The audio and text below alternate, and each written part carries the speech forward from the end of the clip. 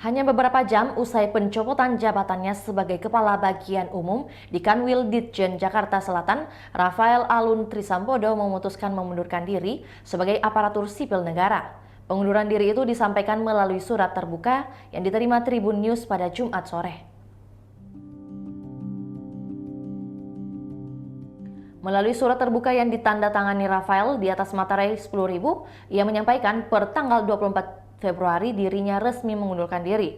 Bersama ini saya Rafael Alun Trisambodo menyatakan pengunduran diri atas jabatan dan status saya sebagai aparatur sipil negara Direktorat Jenderal Pajak mulai Jumat 24 Februari 2023, tulisnya.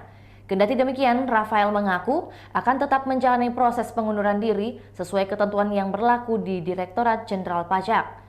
Dia bahkan menyatakan bakal mengikuti proses penyidikan terkait laporan harta kekayaan penyelenggara negara sebagai buntut dari kasus penganiayaan anaknya terhadap anak Ketua Umum GP Ansor.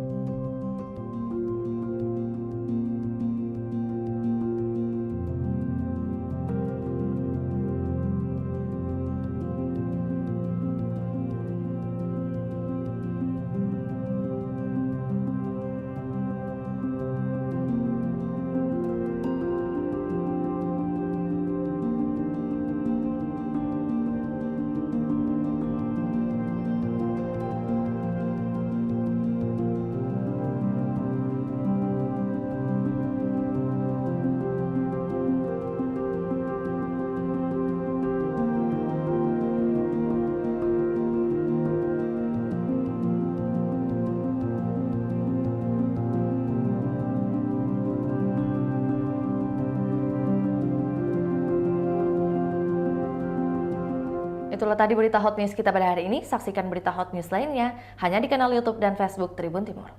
Terima kasih sudah nonton. Jangan lupa like, subscribe, dan share ya.